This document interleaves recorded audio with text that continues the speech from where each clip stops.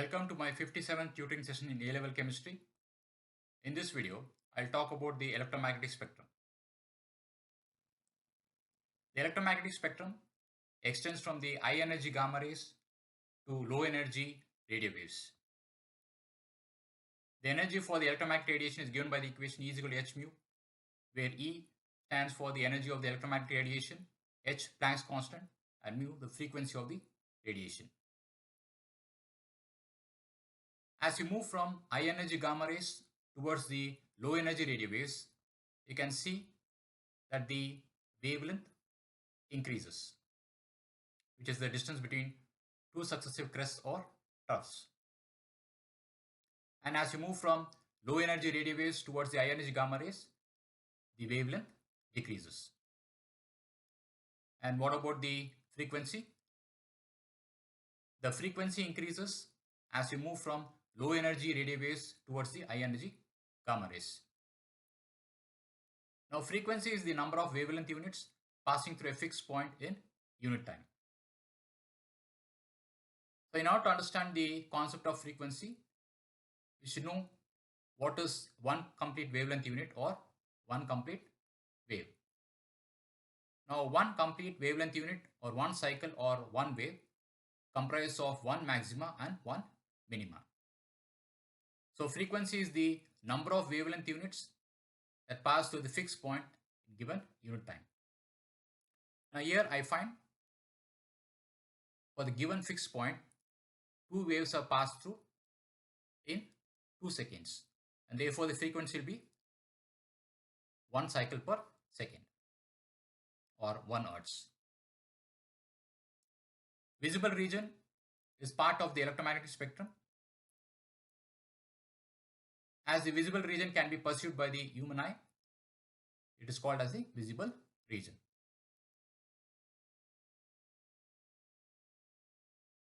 The most familiar form of electromagnetic radiation is the ordinary white light. The white light can be dispersed by a prism into a spectrum of colors, that is Vibgaya, violet, indigo, blue, green, yellow, orange, and red. Now, why the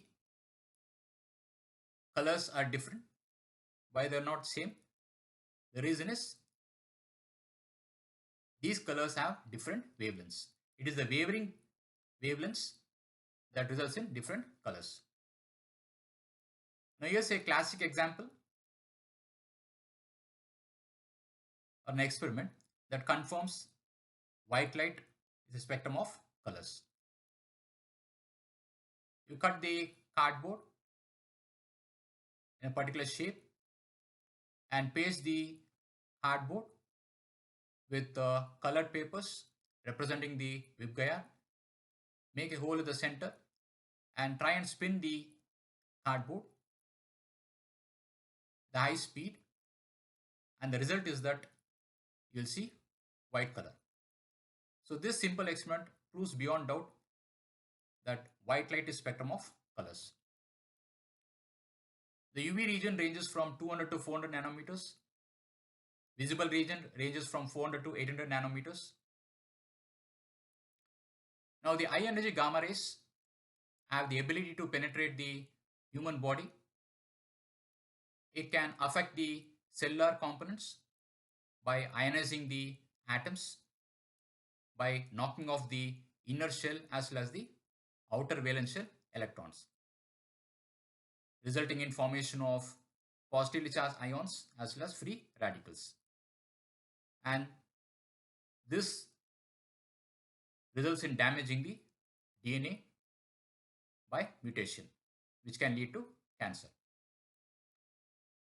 Now likewise, X-rays are also ionizing in nature, but to a lesser extent, as it is of lower energy as compared to the high energy gamma rays. And X-rays are of diagnostic importance.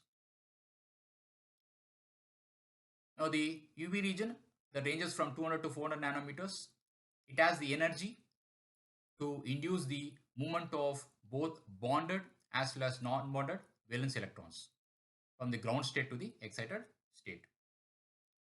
Now the incoming radiation will be absorbed only when the difference in the energy levels between the ground state and the excited state is equal to the energy of the or the frequency of the incoming radiation.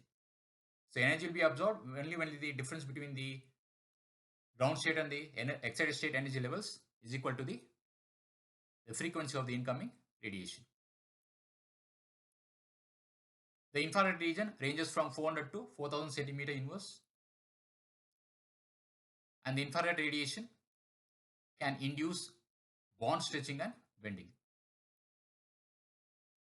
Now radio waves can interfere with the nuclear protons and influence the spin changes. That is spin changes of the nuclear protons. While the microwaves, they have the tendency to rotate the molecule, that is polar molecules. Gamma rays, X-rays and UV rays are ionizing in nature that can affect the human health, while visible light, IR, microwaves and radio waves are non-ionizing in nature. Thank you so much for watching my video. I hope you enjoyed it, and I'll meet you in my next interesting tutoring session.